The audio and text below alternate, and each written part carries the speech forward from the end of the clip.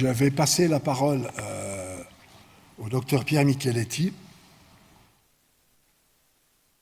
président d'Action contre la faim France, ancien président de Médecins du Monde France, où je l'ai connu, ancien directeur des opérations de Médecins du Monde. Première fois qu'il était à Neuchâtel, il est venu en tant que directeur des opérations. Surtout, également, enseignant à Grenoble, c'est en Sciences Po, hein, en sciences politiques. Pierre, merci d'être venu, c'est à toi.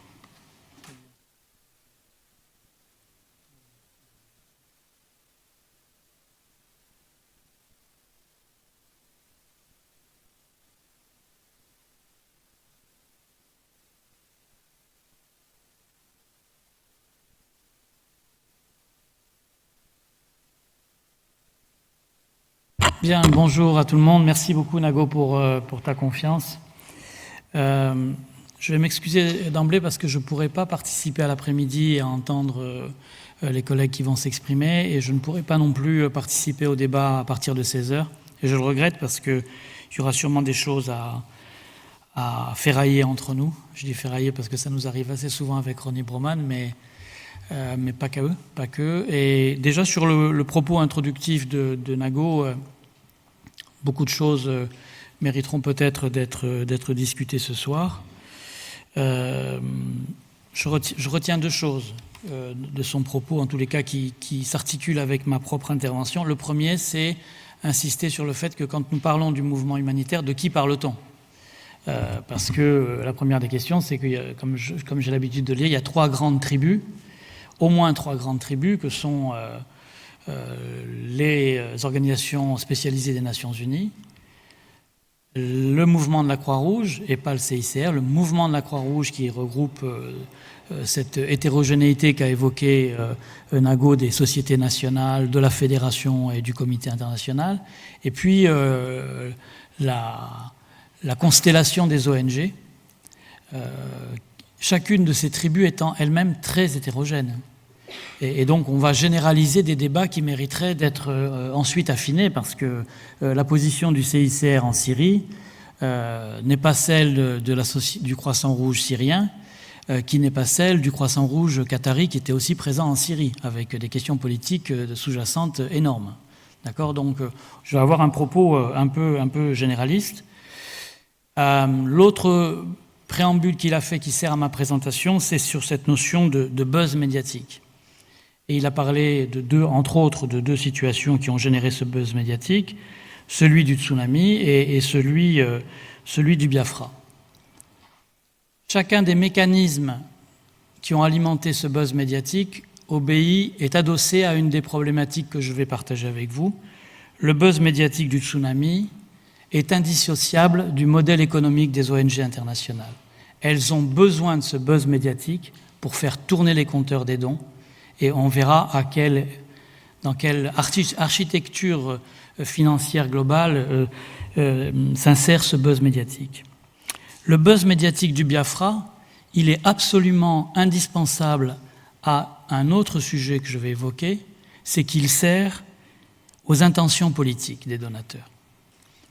Et le Biafra, que j'appelle l'ambiguïté originelle, contient déjà tous les éléments de cette intentionnalité politique.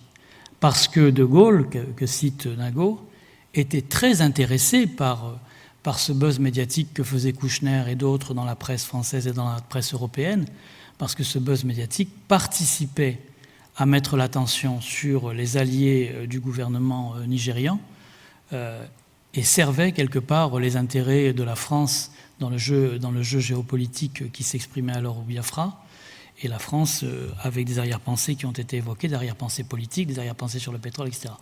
Donc on retrouve d'emblée dans ce pays que j'appelle l'ambiguïté originelle des éléments de lecture politique sur lesquels je vais revenir. Et cet après-midi, je dois vous laisser parce que je vais participer à un autre débat sur l'Afghanistan, l'Afghanistan étant également emblématique de beaucoup des ambiguïtés qui seront en filigrane de nos discussions d'aujourd'hui. Et j'ai aussi l'habitude de dire que si le Biafra a été le berceau du sans-frontiérisme, l'Afghanistan a été la pépinière. un grand nombre d'ONG françaises ont prospéré, se sont renforcées, ont acquis des niveaux critiques sur l'Afghanistan. Et on n'aura peut-être pas le temps, mais là aussi, sur l'Afghanistan, beaucoup serait à dire sur les intentions politiques que pouvaient avoir un certain nombre de pays alors que l'Afghanistan était occupé par l'Armée rouge, d'avoir un mouvement humanitaire tonique qui soutenait les Moudjahidines. On aura peut-être l'occasion d'y revenir. Donc, je vais partir d'un postulat que j'essaie de défendre depuis des années qui part du lien que j'établis. Rien, de mon point de vue, n'est plus politique que la construction d'un budget et que les sources de financement. Si je suis un gouvernement qui met 4% de sa richesse sur la santé, ce n'est pas pareil que si je mets 12% de ma richesse sur la santé. Les chiffres traduisent une intentionnalité politique et ça va être le cœur de mon propos. Les chiffres ne sont pas anodins et donnent des clés de lecture rationnelles, quantifiables, d'arrière-pensée politique. Pour ce faire, je vais partager avec vous quelques données chiffrées qui ont vocation à essayer de rendre la réflexion plus robuste, plus objective. Et puis je terminerai par des propositions qui seront à soumettre au débat. Et j'espère ne pas consommer mon heure pour laisser du temps à vous tous de réagir à mon propos, puisque je ne serai pas là donc, pour le débat final de 16 heures. Donc les trois grandes familles, je les ai réévoquées. On va globaliser aujourd'hui des nuances qu'il faudrait apporter dans chacune d'entre elles, parce que les organisations des Nations Unies obéissent à un cadre politique qui est très particulier, qui n'est pas nécessairement celui du CICR. Les sociétés nationales de la Croix-Rouge et du Croissant-Rouge obéissent également à des logiques, et le mouvement des ONG internationales est très cosmopolite. Je ne cite pas comme acteur humanitaire le monde de l'entreprise, etc. Je parle de trois familles, trois tribus particulières. Mon premier propos sera pour dire que je considère qu'aujourd'hui, sur un mot, dans ces mots valises qu'on trimballe chez les humanitaires, on parle beaucoup de la restriction des espaces humanitaires. Les espaces humanitaires, ce sont les territoires sur lesquels la rencontre est possible entre le besoin de population et l'intervention d'organisations pour les soutenir. Ces surfaces de contact entre les populations dans le besoin et les organisations intervenantes, on appelle ça les espaces humanitaires. Alors, il y a une tendance qui est de survaloriser la restriction de ces espaces pour des considérations de sécurité. Alors, ces considérations de sécurité existent, j'aurai peut-être l'occasion d'y revenir avec vous, mais je pars, moi, dans l'hypothèse de travail que la première difficulté à laquelle on se heurte dans la délivrance de l'aide, avant l'insécurité, c'est les besoins financiers qui ne sont pas suffisamment couverts, et je vais essayer de le traduire en chiffres. Et s'il y a une survalorisation consciente ou inconsciente du danger, et je vais le dire de façon un peu provocante, mais ceux qui me connaissent savent que c'est mon credo, c'est parce qu'il y a une mythologie humanitaire occidentale. Il y a une intentionnalité politique, mais il y a aussi une mythologie humanitaire occidentale. Et la mythologie, pour le faire court, c'est l'histoire fabuleuse des dieux, des demi-dieux et des héros. Je ne vais pas m'appesantir là-dessus, mais on aura peut-être l'occasion d'y revenir. D'abord, quelques chiffres pour illustrer mon propos qui datent des derniers rapports qui viennent de sortir sur, en tous les cas, au moins les accidents de sécurité, de violence délibérée à l'égard des humanitaires qui viennent de paraître au titre de l'année 2021. 3 considérations. Cette insécurité objective, parce que j'aurai peut-être l'occasion d'y revenir dans la discussion, les dirigeants humanitaires, nous tenons compte de la dégradation des chiffres objectives, mais nous tenons aussi compte d'une insécurité subjective. D'accord ? C'est-à-dire qu'on n'envoie pas des gens au Yémen aujourd'hui, en Ukraine, etc.,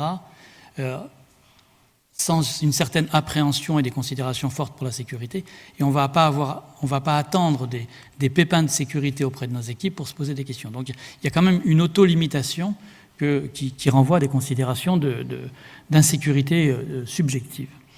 Donc trois tableaux vont illustrer mon propos. Il n'y a pas une augmentation exponentielle des incidents de sécurité. Il y a chaque année, avec une certaine rotation dans les pays, un top 10 des pays qui tirent les chiffres des accidents de sécurité vers le haut, et il y a une asymétrie dans les risques entre le personnel local et le personnel international. Voilà l'évolution. Je ne vais pas trop m'attarder sur les tableaux, c'est l'impression générale qu'il s'agit de commenter. Et donc, l'an dernier, 460 incidents de sécurité, 140 décès. Un commentaire qualitatif sur ce tableau. Sur les 460 incidents de sécurité, 400 ont concerné les ONG. Il y a un surrisque à être sur le terrain pour une ONG. 50 ont concerné les agences des Nations Unies et 10 ont concerné le CICR. En tout cas, en ce qui concerne les chiffres officiellement recensés. Deuxième commentaire que je vous annonçais, il y a un train d'une dizaine de pays qui, chaque année, tirent les chiffres de l'insécurité, ou en tous les cas, de pays qui concentrent les incidents de sécurité. Je ne vais pas distinguer les différentes modalités qui conduisent à cette violence. Vous voyez que dans des pays comme la Syrie, par exemple, les bombardements aériens jouent un rôle clé. Au Soudan du Sud, ce sont plutôt les explosifs. Donc ça, c'est pour donner un petit peu de distinction qualitative, entre guillemets, sur ces incidents de sécurité. Troisième considération, de chiffres plus anciens, je n'ai pas eu le temps de les réactualiser, sur le différentiel selon qu'on est personnel local, personnel national ou personnel expatrié. Alors, ce tableau vous présente deux considérations différentes, des données en valeur absolue. Sur l'année 2018, 128 morts de personnel local, 3 parmi le personnel expatrié, mais ça ne veut rien dire si on ne compare pas à des ratios pour 100 000. Et si on compare à des ratios pour 100 000, puisqu'il y a beaucoup plus de personnel national sur le terrain que de personnel expatrié, donc à un moment donné, avoir plus de pépins de sécurité vis-à-vis du personnel national, arithmétiquement, est assez cohérent. Par contre, si on prend des ratios pour 100 000, on s'aperçoit qu'il y a malgré tout un surrisque, en gros, de 1 pour 4, selon qu'on soit personnel national ou personnel international. Ça, c'était pour illustrer mon propos introductif, qui était de dire la restriction des espaces humanitaires, malgré ce que véhicule parfois la mythologie humanitaire, n'est pas dictée en premier lieu par l'objectivité de l'augmentation exponentielle des pépins de sécurité. Je vais aborder cette question des intentions politiques à travers en développant deux types de considérations. Le modèle de financement actuel, dont je vous disais que c'était comme les lignes de la main sur l'avenir, rendait compte, objectivait des intentions politiques, il pose deux problèmes, un problème volumétrique et un problème politique. Tout le monde n'est pas d'accord sur le problème volumétrique, alors je fais une toute petite digression, 3 chiffres en matière de solidarité internationale. 40, 180, 580. 40 milliards de dollars, c'est l'enveloppe financière annuelle de l'aide humanitaire mondiale. 180 milliards de dollars, c'est l'enveloppe annuelle de l'aide publique au développement. 580 milliards de dollars, c'est l'enveloppe annuelle des remises migratoires, c'est-à-dire, le terme est un petit peu ambigu en France, c'est ce que remettent les travailleurs migrants à leur communauté d'origine. D'accord ? C'est l'argent que les diasporas renvoient dans leur pays d'origine. Autrement dit, et de loin, la première enveloppe de l'aide au développement, ce sont les remises migratoires. 40, 180, 580. Et moi, je vais me concentrer faire un focus sur les 40 milliards de dollars de l'aide d'urgence, dont je vous dis qu'elle pose, dont le postulat est qu'elle pose un problème volumétrique et l'autre, c'est qu'elle pose un problème politique. Pour nuancer mon propos, je dirais qu'un certain nombre de personnes considèrent que ces 40 milliards, dont vous allez voir qu'on a du mal à les collecter, sont surévalués parce que, en fait, c'est l'évaluation annuelle de la coordination des Nations Unies et un certain nombre d'observateurs ou de praticiens disent oui, mais les Nations Unies ont tendance à hypertrophier les chiffres, leurs évaluations ne sont pas bonnes, ils sont eux-mêmes, et on le verra, les principaux récipiendaires des sommes collectées, donc ils ont tendance à tirer vers le haut, ils ne sont pas des bons gestionnaires, ils ont des niveaux de Très bien. On peut certainement entendre qu'une partie de l'évaluation annuelle de 40 milliards de dollars est un petit peu hypertrophiée, ce à quoi je réponds. D'abord, on verra que les sommes qui ne sont pas collectées par les gouvernements sont en bonne partie compensées par les ONG, ce qui pose des questions politiques, et que quand bien même il y aurait une surévaluation de ces besoins annuels, j'ai cité un certain nombre de chiffres tout à l'heure, je vais en faire un autre rapprochement qui clarifiera de quel point de vue je me place. 40 milliards de dollars d'aide humanitaire internationale pour 250 à 300 millions de personnes en grande difficulté, ça peut paraître beaucoup, mais je rappelle que 40 milliards de dollars, c'est 10% du chiffre d'affaires d'Amazon. C'est la moitié du revenu net de Apple. Donc moi, comme citoyen, comme responsable de l'association, j'ai quand même du mal à entendre les raisonnements qui consistent à dire on est désolé, la communauté des pays les plus riches n'arrive pas à réunir l'équivalent de 10% du chiffre d'affaires d'Amazon.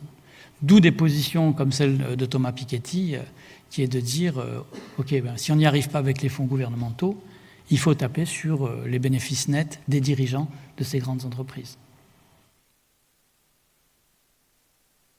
Je ne vais pas détailler ces diagrammes. En bleu, les fonds gouvernementaux, dans la colonne de gauche, l'origine, dans la colonne de droite, qui les utilise. En orange, les fonds privés. Vous voyez que les pays de l'OCDE, ça va être mon credo, une écrasante majorité des fonds gouvernementaux viennent d'un petit club privé d'une vingtaine de pays membres de l'OCDE, ce qui interroge également. Pourquoi seulement une vingtaine de gouvernements donateurs sur les 57-60 pays que la Banque mondiale considère comme des pays à haut revenu? Et puis une part non négligeable qui vient des fonds privés. Et dans cette part non négligeable des fonds privés, presque 80% vient de la relation de nos ONG avec leurs donateurs via le marketing direct. Donc vous comprenez bien que vous avez dans cette colonne de gauche ce qui constitue le fond de mon discours. Les gouvernements qui donnent ont des raisons de donner. Et la vingtaine de gouvernements qui donnent ont des raisons de donner. Et les ONG qui collectent les fonds privés, qui, entre parenthèses, pour beaucoup sont implantés dans les mêmes pays que ceux des gouvernements donateurs, ont besoin d'un modèle de communication qui fasse le buzz pour apporter leur obol à l'équation financière. C'est ça le fond de mon discours. Un effet volumétrique. Vous avez l'évolution de ces 10 dernières années, du manque à gagner en regard de ces fameux appels coordonnés des Nations Unies, dont un certain nombre de détracteurs disent qu'ils sont de toute façon surévalués. Et avec le Covid-19 à partir de 2020, on a franchi un cap. Ces appels coordonnés étaient jusqu'alors abondés à hauteur de 50%. Et avec le Covid, il y a eu une cassure, on est passé à 60% de non-couverture de cette fameuse enveloppe de l'appel coordonné des Nations Unies. Voilà pour une première traduction de l'effet volumétrique. Mais ce tableau date de l'année 2018. Il y a un autre problème politique qui est sous-jacent, c'est que non seulement l'aide en volume n'est pas suffisante, mais qu'elle par le biais de dons qui sont aujourd'hui des dons affectés, je suis le gouvernement américain ou je suis le gouvernement français ou je suis le gouvernement allemand, je donne ce que je veux et je flèche mes dons. Je décide de donner pour le Nigeria. Je suis le gouvernement américain, je donne pour le Nigeria. Est-ce que d'un point de vue rationnel, un pays comme le Nigeria, poids lourd d'Afrique et premier producteur du continent de pétrole, est-il un pays qui, naturellement, devrait nécessiter une attention telle qu'il fait l'objet aujourd'hui de la part des États-Unis? Et je dis ça, pour être parfaitement clair, alors que ACF a des gros projets au Nigeria, soutenus par des fonds américains. Donc comme ça alimentera le débat aussi et d'éventuelles contradictions dans lesquelles nous sommes. Et vous voyez qu'en bas de ce tableau, déjà en 2018, on voyait Haïti. Et ce tableau nous montre aussi que non seulement il y a une compassion à géométrie variable, mais que cette compassion à géométrie variable n'a pas forcément à voir avec le volume des fonds demandés pour un pays. Haïti demandait à cette époque 250 millions de dollars, on obtient 13%. Nous sommes dans le tableau suivant à un moment où le Yémen, le Soudan du Sud, la Syrie sont des théâtres de conflits qui retiennent l'attention d'un certain nombre de grandes puissances et de pays donateurs. Et vous voyez que sur ces crises, on se situe alors à des niveaux de besoins identifiés qui sont très importants et qui sont autrement couverts que la situation haïtienne. Ces données chiffrées interrogent sur les faits, d'un point de vue volumétrique d'abord, mais aussi d'un point de vue politique. Alors, quels sont les pays impliqués ou potentiellement impliqués? Peut-être que là, vous avez du mal à voir. Vous avez la vingtaine de pays dans le monde qui ont le plus fort revenu national brut. Il y en a qui sont certains qui sont connus, il y en a qui le sont moins. L'Indonésie, le Mexique, l'Australie, le Brésil, la Russie, la Corée du Sud, la Chine font partie de cette vingtaine de pays dont les revenus nationaux bruts sont le plus importants. Bon, le revenu national brut étant une variante du produit intérieur brut, en intégrant les bénéfices que font les sociétés d'un pays en dehors de ses frontières.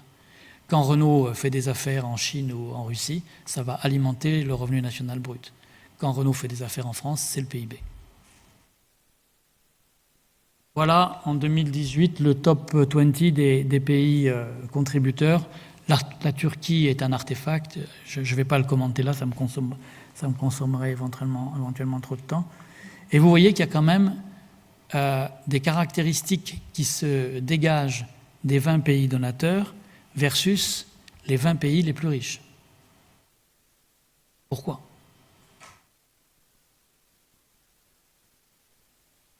Donc problème politique, problème volumétrique, problème politique sur les pays donateurs, problème également politique sur le fait que non content qu'il n'y ait qu'un club restreint d'une vingtaine de pays donateurs, l'investissement que font ces pays donateurs n'est pas toujours directement proportionnel, l'investissement ou la générosité dont font preuve cette vingtaine de pays donateurs n'est pas directement lié au revenu national brut. Et vous avez de bons et de mauvais élèves dans ce tableau. Vous voyez que les États-Unis, ça donnerait bien sûr matière à débat, mais sont dans une certaine proportionnalité entre l'aide humanitaire qu'ils délivrent et leur revenu national brut. Il y a en Europe des pays très vertueux, entre guillemets, comme l'Allemagne ou la Suède. Et puis vous voyez, il y a de grandes puissances comme le Japon, comme l'Australie, qui sont des pays beaucoup moins vertueux, entre guillemets, du point de vue de la proportionnalité des sommes versées par rapport à leur revenu national brut. Il y a un problème politique sur la place qui est faite aux acteurs nationaux et locaux dans la délivrance de l'aide. Ça, on le sait depuis déjà de nombreuses années. Le schéma que vous avez là date de 2018. Vous vous souvenez ou vous vous souvenez pas qu'une des recommandations du sommet d'Istanbul sur l'aide humanitaire internationale était d'encourager le mouvement humanitaire à tendre, nous étions en 2016, à tendre à horizon 2020 sur 20 à 25% de l'enveloppe financière gérée par des acteurs locaux et nationaux. Ce qui pose des problèmes également, ce qui pose des problèmes, l'idée même qu'un quart de l'enveloppe transite par des acteurs locaux peut poser des problèmes, entre autres de respect d'un certain nombre de principes de base de l'aide humanitaire. Est-ce que, pour être un peu caricatural, si le Croissant Rouge syrien avait été doté de fonds très importants, aurait-il respecté un certain nombre de principes comme la neutralité, l'indépendance, l'impartialité, etc. Donc, une chose est l'objectif chiffré qu'on peut se poser, et autre chose est des éléments plus qualitatifs auxquels on doit être attentif. Et donc, nous étions en 2016. Istanbul conclut qu'il faut réfléchir à améliorer ce ratio. Et malgré le Covid, c'est-à-dire malgré une période qui a été emblématique du possible blocage de l'aide humanitaire internationale pour cause de confinement, pour cause de tarissement du transport aérien, pour cause de tarissement du fret international, donc une période qui aurait pu être un coup de booster pour un rééquilibrage entre l'aide mise en œuvre par des acteurs étrangers versus une aide apportée par des acteurs de proximité, il ne s'est rien passé. Et on est toujours sur ce type de ratio, autour de 3% de l'enveloppe annuelle délivrée par des acteurs locaux. Et dans ces 3%, l'effecteur le plus important reste les autorités locales du pays concerné, et non pas les ONG locales. Il y a un problème de perception politique. Alors, je ne parle pas de la perception politique de Boko Haram au Nigeria, qui dit, en gros, nous, on se sent légitime et autorisé à nous en prendre physiquement aux ONG présentes parce que nous considérons qu'elles contribuent à lutter contre des valeurs qui sont les nôtres, religieuses, culturelles, etc. Je vous donne là 2 exemples de ce que pense l'autre, pour paraphraser Todorov. L'humanitaire, le regard de l'autre. Ça pourrait être un titre d'un nouveau bouquin, d'ailleurs, tiens. Et voilà ce que dit Kagame lors de son passage à Paris, quand on l'interroge sur le rôle des ONG, mais de quoi me parlez-vous? Il n'y a pas de différence entre les ONG et les gouvernements des pays donateurs en Europe, c'est la même chose. On peut en penser ce qu'on veut, on peut débattre, mais Kagame, c'est juste le président du Rwanda et un président écouté sur le continent africain. Je ne prends pas parti à ce stade, je réserve éventuellement pour le débat qu'on pourra avoir tout à l'heure, mais c'est ce que pense un dirigeant africain plutôt respecté. Et puis en dessous, vous avez Lavrov. Je vous ai parlé de l'Afghanistan tout à l'heure et du fait que je travaillerai dessus cet après-midi. Lavrov qui se réunit avec les pays limitrophes de l'Afghanistan au mois de mars, et en même temps que se réunissent les États voisins, se tient la conférence des donateurs, puisque on a beaucoup de difficultés, là aussi, traduction de ce que je viens de vous dire. Appel des Nations Unies pour l'Afghanistan en début d'année, estimé à 4,4 milliards de dollars pour l'année 2022, et promesse de dons obtenus à plus de la moitié de l'année, autour de 2 milliards de dollars. Donc on a un problème. Les donateurs potentiels se réunissent pour dire il faut y aller, il faut essayer de trouver ces 4 milliards tels qu'ils ont été estimés.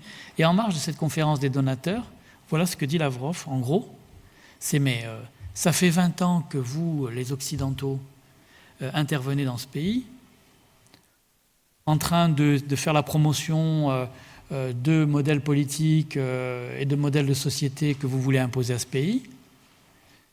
Vous avez perdu, vous êtes partis, maintenant, la question humanitaire de la population afghane, c'est votre problème, les gars.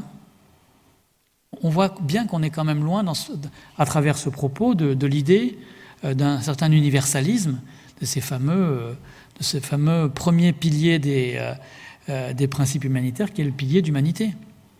Ce n'est pas notre problème. Nous, les Russes, ce n'est pas notre problème ce qui se passe en Afghanistan. En oubliant, en chemin faisant, peut-être qu'eux-mêmes avaient été impliqués dans ce pays pendant 10 ans sur les 40 dernières années de violence que connaît ce pays. Donc il y a, que ça nous plaise ou pas, une réalité objective. Et je ne parle encore là je ne donne l'illustration que de 2 dirigeants politiques. Je ne parle pas du ressenti de certains groupes dans des pays qui connaissent des guerres civiles. La perception du mouvement humanitaire tel qu'il existe aujourd'hui, en tous les cas des intentionnalités politiques qu'il peut y avoir derrière, c'est celle-là. Que ça nous plaise ou que ça ne nous plaise pas, c'est ça que pensent un certain nombre de gens qui nous observent. Anne Medada, les 4 tentations du modèle économique. Une tentation néolibérale. Je vous ai montré les 2 colonnes tout à l'heure de l'origine des financements et de qui les met en œuvre. Est-ce que les uns et les autres comme citoyen, comme dirigeant d'association, on se satisfait d'une aide humanitaire qui reposerait presque pour un quart du volume annuel sur les dons de Madame Michu et de Monsieur Dodu, et que pour obtenir ces dons, il faut en plus agiter le protocole compassionnel, pour paraphraser Olivier Weber, parce qu'on sait très bien que pour obtenir des dons importants, il faut créer les mécanismes du don. Alors ces mécanismes, ils sont quelquefois facilités par des proximités culturelles, historiques. On est généreux pour Haïti parce que la France a une histoire particulière avec Haïti, parce que la Martinique et la Guadeloupe sont proches d'Haïti, parce qu'on a une diaspora haïtienne en France qui est puissante, comme elle est puissante au Canada. Mais c'est parce qu'il existe cette proximité, ou parce qu'on va la provoquer, qu'on va provoquer la compassion et la générosité, et qui fait qu'on va avoir beaucoup d'argent pour ce pays. Et tout bêtement, quand se produit un tremblement de terre au Népal, on va avoir des records de dons financiers, tout simplement parce que tous les clubs alpins européens, qui ont des contacts extrêmement fréquents avec le Népal, parce que tous les trekkers du monde vont régulièrement au Népal, et on va avoir des sommes fantastiques collectées dans la société européenne par le relais d'opinion que constituent les clubs alpins. Est-ce qu'on peut se satisfaire de cette variabilité compassionnelle, comme citoyen et comme acteur politique? La tentation de l'occidentalocentrisme, je ne vais pas y revenir, je crois que mon propos il est clair. Pourquoi une vingtaine de pays donateurs, parmi les 60 que la Banque considère comme des pays à haut revenu, c'est-à-dire des pays recalculés où le revenu moyen par individu est de plus de 12 000 $ par an? La tentation sécuritaire, donc c'est à la fois le fait que nous sommes tous très attentifs aux questions de sécurité, mais c'est aussi qu'il y a un certain nombre de décideurs politiques qui cherchent à pousser les ONG à se faire quelque part les supplétifs de la lutte antiterroriste. Alors on va nous demander, justement sur un terrain comme le Nigeria, de screener un certain nombre de partenaires, avec des logiciels que les États mettent à notre disposition et des logiciels qui permettent de repérer, de faire du tracing d'un certain nombre de terroristes qui font l'objet de listes. Et donc, on va nous demander de screener nos fournisseurs, de screener nos partenaires financiers. Et il y a tout un débat, entre autres relayé par l'Agence française de développement en France, qui est qu'on veut nous demander, on nous encourage, et les ONG françaises résistent dur là-dessus, on nous encourage à screener les bénéficiaires. Donc, vous vous rendez compte des questions que ça pose, des questions de principe, mais aussi des questions sécuritaires qu'il peut y avoir si nous nous laissons entraîner dans ce type de mécanisme, au motif que nous sommes soutenus par des gouvernements qui nous imposeraient, dans les critères de financement, de nous livrer à ce tracing et à ce screening. Et puis la tentation de la rétraction, qui s'est déjà amorcée à partir de 2020, parce que la crise du Covid a entraîné une réduction de la voilure des revenus nationaux bruts d'un certain nombre de pays, mais aussi les sommes consacrées à soutenir les sociétés civiles de ces pays donateurs sont telles que, bien sûr, ça a entraîné une réduction de la voilure sur un certain nombre de pays donateurs à l'égard de la solidarité internationale, et que l'Ukraine est venue en rajouter une couche, de la rétraction au sens de rétraction volumétrique, mais aussi, on le voit bien, il y a une attention et un soutien apporté à l'Ukraine qui est sans commune mesure avec les besoins d'autres pays. Et aujourd'hui, on est en grande difficulté sur l'Afghanistan, sur le Yémen, sur la République démocratique du Congo.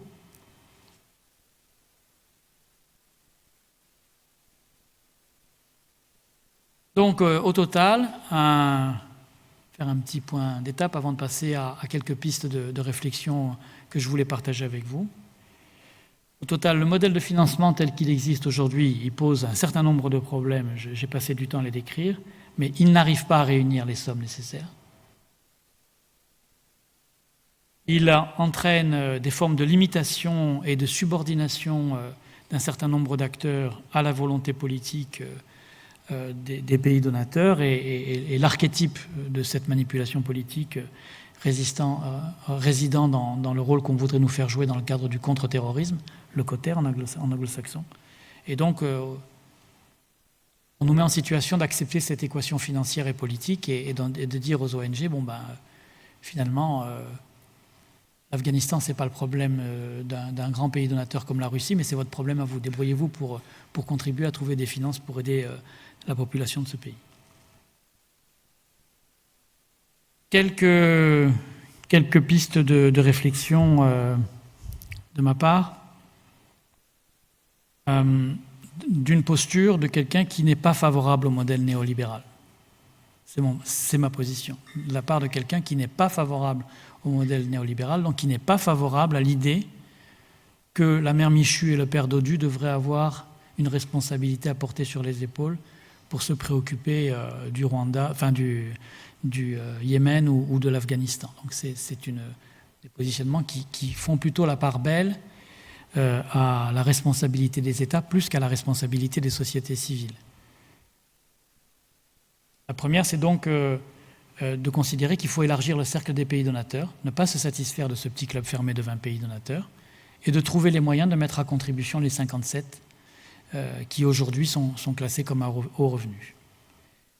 Et de le faire, non pas comme c'est le cas aujourd'hui sous forme de contribution optionnelle, volontaire, je donne ce que je veux, comme je veux pour les causes que je veux, mais d'obtenir la constitution d'un pot commun par le biais de contributions obligatoires, ce qui peut paraître très irréaliste, mais je vous rappelle que c'est déjà le cas pour subventionner les opérations du maintien de la paix. C'est déjà le mécanisme en place pour l'enveloppe financière des Nations Unies consacrée au financement des opérations du maintien de la paix. Un minimum d'honnêteté m'oblige à vous dire que c'est très difficile d'obtenir les contributions pour les opérations du maintien de la paix par le biais de cotisations obligatoires des États les plus riches. Donc à la fois, ça ne serait pas un scoop que de dire on veut faire pour l'aide humanitaire internationale, on veut mettre en place un mécanisme qui reproduit celui des opérations du maintien de la paix. Ce n'est pas une utopie démesurée. Et ce n'est pas non plus une utopie démesurée en termes de volume financier, parce qu'il s'agirait de demander, à la lumière des chiffres 2020 ou 2021, une contribution à ces 57 pays qui sont aujourd'hui les plus riches de 0,07% de leur revenu national brut. C'est pas quand même astronomique. Troisième proposition, mais qui, vous le comprenez, est cohérente avec l'analyse que j'ai faite précédemment, qu'un petit nombre de pays donnent ce qu'ils veulent en choisissant les théâtres d'intervention ou de soutien, bien sûr avec un tas d'arrière-pensées politiques, et donc de sortir de la logique des dons affectés pour alimenter un pot commun. Les lois antiterroristes, je ne vais pas en dire davantage, je pense qu'immédiatement vous percevez le risque qu'il peut y avoir pour nous à vouloir à la fois secouer le fanion des principes humanitaires de neutralité, d'indépendance et d'impartialité, et de passer à la moulinette nos bénéficiaires, ce qui en plus, du point de vue des ONG médicales, pose des vrais problèmes éthiques dans la façon dont on gère les personnes dont on s'occupe. S'acheminer de façon plus volontariste, voire contraignante, sur la mise en œuvre d'une meilleure répartition de l'aide entre les acteurs internationaux et les acteurs locaux, donc pousser un peu vers les recommandations du sommet d'Istanbul en 2016. Et dernière proposition, il y en a d'autres, mais je n'ai pas voulu les conserver la dizaine de celles que j'ai l'habitude de défendre à droite et à gauche, la question des financements pluriannuels, parce qu'on se trouve dans des situations où si ces financements ne sont pas assurés, on va avoir la crise ukrainienne qui survient alors que perdurent l'Afghanistan, le Soudan du Sud, le Yémen, la République démocratique du Congo, le Cameroun, etc. Et puis tout d'un coup, on déshabille Pierre pour habiller Paul. Et cette insécurité sur des crises qui peuvent être des crises durables n'est absolument pas de bonne loi pour nous et pour la façon dont on peut être amené à perdurer sur des terrains de crise qui sont des crises qui elles-mêmes durent. Voilà ce que je voulais vous dire, et puis j'ai à peu près réussi à le faire sur 3 quarts d'heure et laisser du temps pour toutes les remarques, réactions que vous pourriez avoir sur mon propos. Je vous remercie.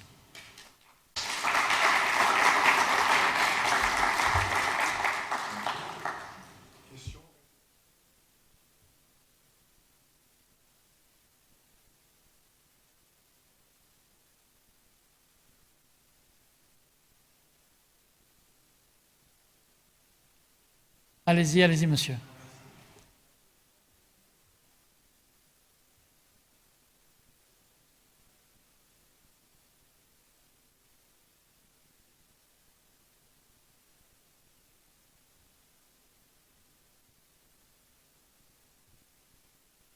Alors, je pense que c'est... Tout le monde a entendu la question? Non? Alors peut-être il vaut mieux donner le micro pour que tout le monde comprenne et la question et la réponse, parce que sinon...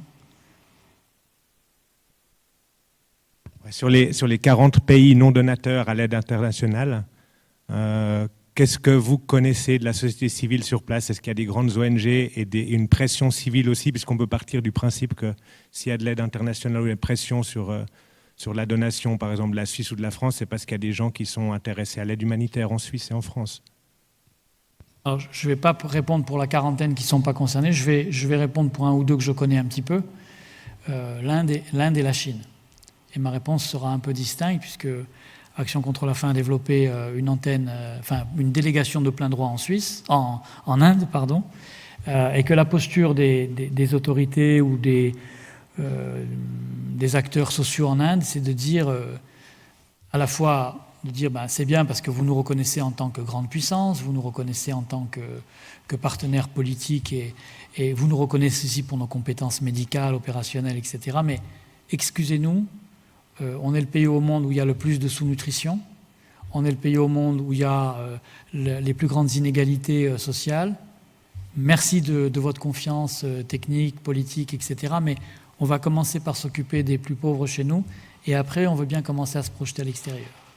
Ça, c'est plutôt le discours de mes interlocuteurs indiens. Sur la Chine, il y a une société civile, mais qui est une société civile très, très proche du pouvoir, en fait. Parce que là aussi, consciemment ou inconsciemment, nous raisonnons, quand on parle de l'humanitaire des ONG, on parle en fait d'un humanitaire dit issu de la société civile, mais nous trimballons un modèle de sociologie politique qui est celui de nos sociétés européennes, dans lequel les ONG sont des outils de contre-pouvoir démocratique de l'État, ou sont des outils qui proposent des solutions innovantes pour faire évoluer les politiques publiques dans nos pays. Ce modèle-là n'est pas un modèle universel. Il y a des pays où les ONG sont des effecteurs du pouvoir d'État, et la Chine en est un. C'est-à-dire que nous avons une vision universelle de repères de sociologie politique dont nous sommes les fruits et les enfants. Ça ne va pas de soi. Ça ne va pas de soi.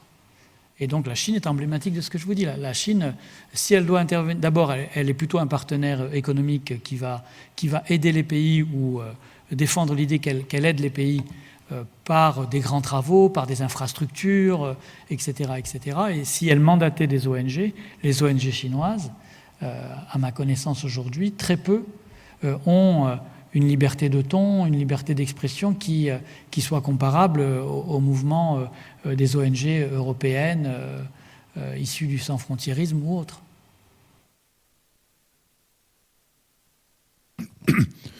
Moi, c'est plutôt une ou deux remarques critiques sur lesquelles j'aimerais avoir ta réponse qu'une question, en commençant par d'ailleurs ta réponse à cette question. Quand tu dis qu'il y a très peu d'ONG chinoises capables d'avoir une certaine distance critique, c'est déjà un euphémisme critiquable en soi. Il n'y en a aucune. Il n'y a absolument aucune dissidence possible. D'ailleurs, il n'y a pas d'ONG chinoise, il n'y a même pas de statut pensable pour un régime associatif quelconque en Chine. Et quant à ce qui est de la possibilité d'émettre une critique sur le gouvernement chinois, il n'y a qu'à voir Hong Kong pour se rappeler cette réalité. Je continuerai avec l'Inde. moi, je suis toujours embêté quand j'entends parler de réaction indienne, c'est-à-dire de réaction du gouvernement indien présentée comme une sorte de voix revendicatrice du tiers-monde, l'Inde ayant ce statut particulier d'être une grande puissance, d'être la grande démocratie du tiers-monde, grande démocratie historique, qui a joué un jeu de non-alignés, bref, qui est une sorte de voix crédible, un peu un modèle d'identification. Il y a une réalité historique dans cette représentation, mais enfin, elle dissimule le fait que c'est Éric Zemmour qui est le patron de l'Inde aujourd'hui, que Narendra Modi, le Premier ministre, est un authentique fasciste, un tueur de musulmans, un leader de milices nationalistes ultra-violentes. Et moi, je ne suis pas satisfait tant qu'on n'a pas rappelé ça.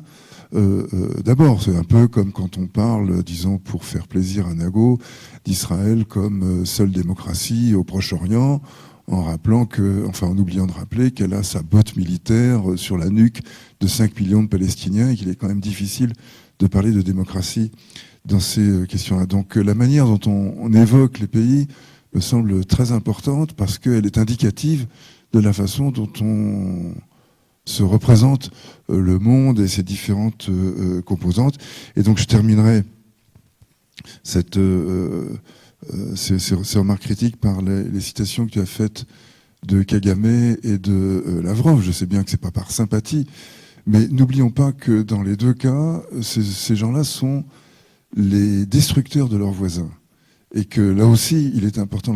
Je ne sais pas si Kagame est très respecté en Afrique. En tout cas, ce dont je suis certain, c'est qu'au Congo, il ne l'est pas. Parlons avec des Congolais de Kagame. Pour les Congolais, Kagame est un pilleur, un tueur, et ils ont de solides raisons pour ça. Kagame, avec Denis Sassou Nguesso, qui est encore au pouvoir au Congo-Brazza, et avec Omar el-Béchir, qui lui, heureusement, ne l'est plus, mais enfin, ses héritiers sont malheureusement en train de reprendre du poil de la bête au Soudan, c'est le plus grand tueur de l'Afrique contemporaine. Ça mérite d'être appelé, surtout quand on parle de décolonisation ou quand on se situe dans un cadre qui est celui, disons, d'une certaine culpabilité bien réelle du Nord vis-à-vis du Sud. N'oublions pas ce qu'est aussi la réalité des Suds aujourd'hui. Quant à Lavrov, ce n'est pas seulement depuis 1979 que la Russie, enfin disons l'URSS de l'époque, est engagée, c'est depuis 1973 avec le coup d'État de Daoud en 1973 en Afghanistan. Il y a à peu près 20 ans de saccage de l'Afghanistan par l'Union soviétique, suivi de divers saccages, et ensuite, en effet, par les États-Unis et l'OTAN. Voilà, c'était cet ensemble-là que je voulais rappeler sous forme de ce que j'appelle des remarques critiques. Tout le monde a entendu la réaction, là? Ok. Je veux juste revenir sur l'Inde, parce que ce que vient de dire Ronnie Broman, bien sûr, sur les chefs d'État, on peut être d'accord, pas d'accord, il n'en demeure pas moins que ce sont leurs positions politiques officielles. Moi, c'est ce que dit Lavrov, c'est ce que dit Kagame, ce qui véhicule les choses. Sur ce que tu viens de dire sur Narendra Modi, pas de problème, mais quand même, pour vous répondre sur la société civile indienne, ce n'est pas qu'une question d'ordre politique. L'Inde pose un problème intéressant pour les humanitaires, moi, pour y avoir beaucoup travaillé.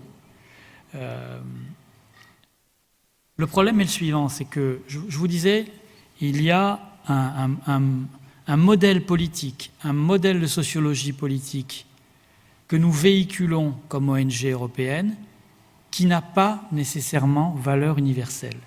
Mais je vais plus loin. Dans le cas de l'Inde, nous trimballons aussi un modèle opérationnel qui n'a pas valeur universelle. Les ONG indiennes, pour vous répondre, elles sont nombreuses, elles sont efficaces. Il y a un vrai réseau d'ONG nationales en Inde.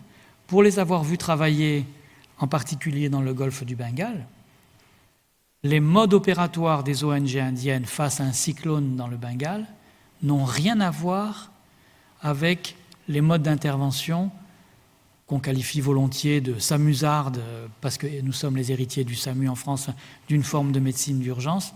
Ce n'est pas du tout les mêmes modalités de réponse.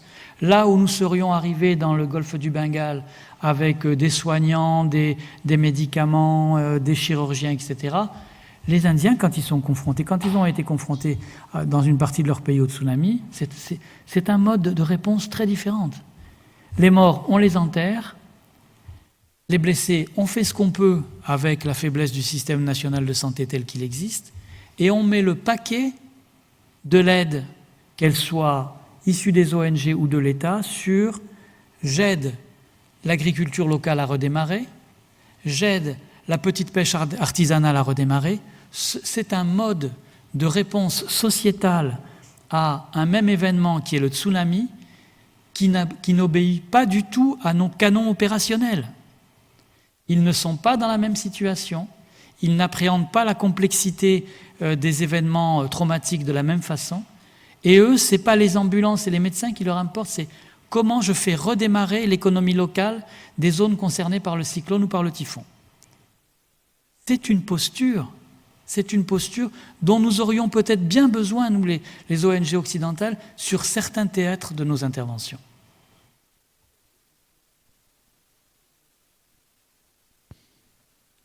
Oui, je voulais réagir sur l'opposition que vous faites entre la responsabilité des États versus responsabilité des sociétés civiles.